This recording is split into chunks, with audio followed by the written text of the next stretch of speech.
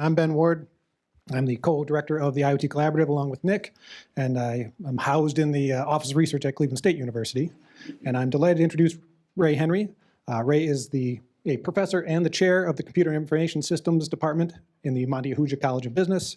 He's also the director of all the graduate programs in the College of Business, and conducts research in IT governance, knowledge management, risk, and a lot of other things. And amongst all that, we managed to carve out a little bit of his day to come talk to you today about IoT and data governance. So Ray. Well, thank you very much for inviting me and for all coming out on this cold and dark and dreary morning. We didn't coordinate this, but my talk follows very closely on what Young Jin was talking about. If we're going to think about all of the possibilities, and I think that's what excites most of the people who are here and interested in IoT, is the possibilities, and that this interconnected world creates, and the ability to transform business processes in the way that Young Jin is talking about, moving from physical to data-driven, and all of the possibilities that that has for transforming so many things in society and in business and in creating value in different ways. And one of the things that drives that, and I think Young Jin was referring to this in the digitization and the focus on data, is what IoT creates is lots of data. And that data has this transformative property, and we can change business processes through that. But one of the questions that we have to ask is, how do we make sure that we're harnessing that data in a way that meets objectives, right? We have to think about, what are we trying to do with that? And that when we start thinking about questions like that, we're getting into the concept of governance. And when we're thinking about governance, while this is much more boring a topic than innovation, it's an important one, because we have to be able to harness this possibility to do things that we want to do. And when we're thinking about governance, we're thinking about, what directions are we setting? You know, how are we determining what the objectives are? And how are we establishing priorities? How are we making decisions about key things in governance at an enterprise level? We look at, how are we assessing value? What values are important to us? How are we deploying resources? How are we evaluating and mitigating risk? And how are we making those decisions? And then most importantly, how are we knowing whether these directions that we've set, we're actually achieving them? So how do we monitor and control that? Well, now we're setting up governance structures to make sure that those things are being achieved. And so when we think about governance, if we're talking about this data that's being created, we want to focus on data governance, which are decision rights and accountability for the information and data assets that are now the heart of the processes that we're talking about as we move from this physical, as Young Jin was talking about, to a digital. Now we have to think, how are we governing that? How are we making decisions about those data assets? Now, it's important to recognize that this data governance doesn't exist in a vacuum. Right? We think about our corporate governance. And corporate governance, I approach things from an organizational perspective, but this could be whatever boundaries we're putting around the group or collective or the entity that we care about the outcomes for. Right? So corporate governance is how we set direction. How do we determine organizational objectives? Who's setting those objectives? What processes are in place to do that? What mechanisms are we using that? Because there's a technology component, we often think about this in terms of the IT governance, which is, how do we align the technology capabilities with the organizational or broader objectives that we're trying to achieve? And then data governance becomes part of that, because as we move to the core of our business processes being these data elements, how are we reaping value from that? How are we addressing risks associated with that? And there are a number of risks that come about as we make this transition. Who's paying attention to that? And governance is about setting direction, but it's also about not being caught off guard. Because the worst problems to have are the ones that you don't know you have. And so when we think about what enables governance, right, we think about the processes. And when we think about the processes, Who owns those processes? Do we understand our processes? How are we measuring the performance of those processes?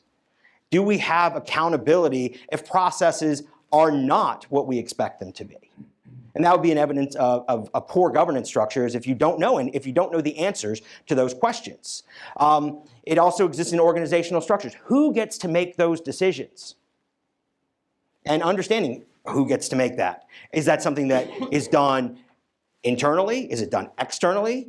Is it done by certain divisions and not others? And this comes up a lot in the IT context, where we have the IT function within the organization that focuses on technology, and then we have the business side of the organization that's focusing on value creation and pricing and other things like that. And how are we aligning the capabilities of the technology with what we're trying to achieve? And a lot of that comes down to who's making those decisions, who's in the room. And when we start thinking about those things, we're thinking about governance. It's also in the expectations that we have. Even this idea of culture, ethics, and behavior, recognizing if we do see this transformation from physical processes to digital processes, is that something as an organization we've embraced? Is that something that from the top to the bottom we recognize that we're in a different environment, so we're not basing our assumptions on business models that aren't actually our drivers anymore?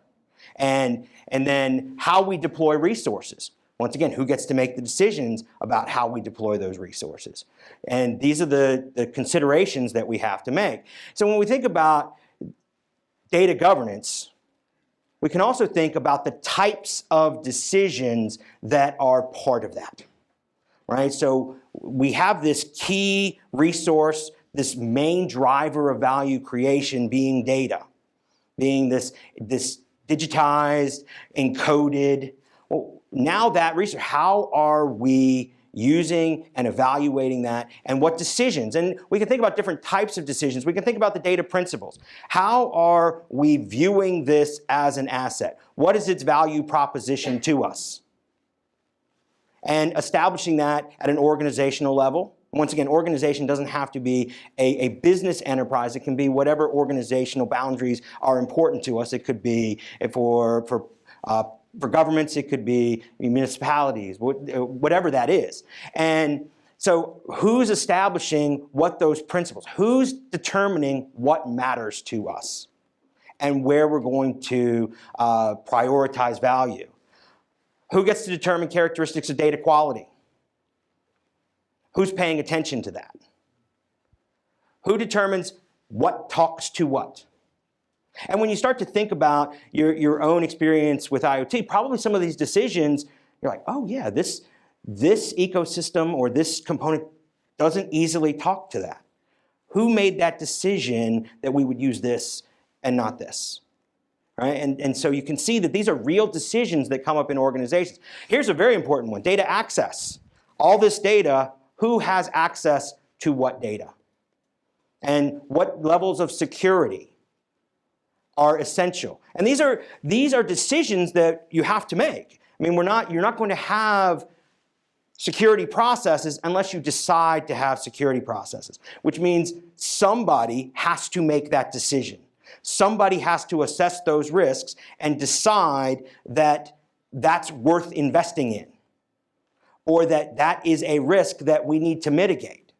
Well, when you're thinking about those things, you're thinking about the governance structures that surround these exciting and innovative processes so that you're harnessing them to make sure that they're getting the outcomes that you want and that you know what outcomes you want to guide them in that direction. Because governance actually comes from the Greek word to steer, right? So we're steering what we're doing by paying attention to the underlying questions that are essential to harnessing this. We also have to think about the data lifecycle, right? We can keep collecting data forever. At what point do we transition data? Do we retire data? Does data have a shelf life? And then who's managing that? Who's overseeing that?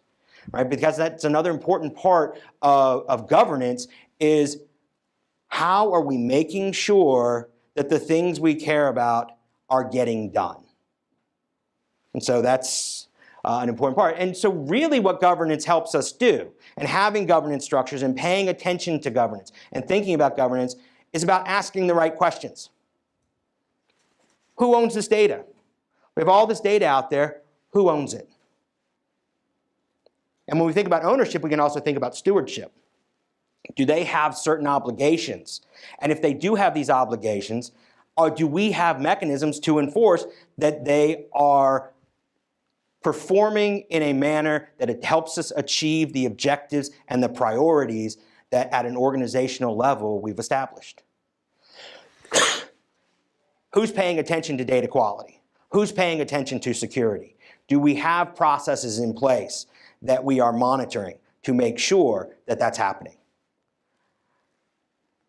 What key business objectives are we actually achieving with what we're doing? And who's getting to make those decisions? And then if there are other things that we're doing with that data outside, right? So we have all this data. Who gets to play with it? Who gets to mine it to see what stories it tells us? These are governance questions.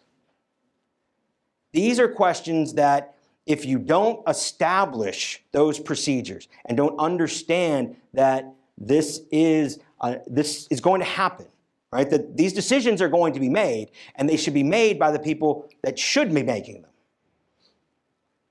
That the right people should be in the room. That the outcomes of those decisions should be paid attention to, so that we know, is this helping us get to where we want to go, or are we going on any path? That's the underlying story that governance is focused on. And we have to ask those questions.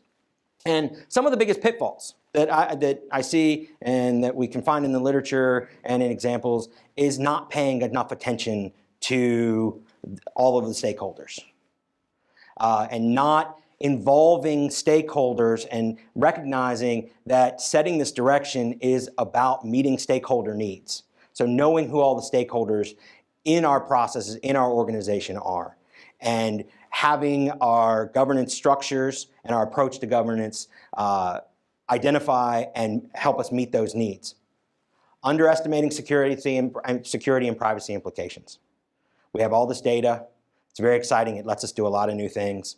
If we don't have somebody putting the brakes on and saying, wait a second, this exposes us to risk. Well, that's a problem. And it's a governance problem. And usually governance problems show up when something bad happens. It's, why didn't somebody catch that?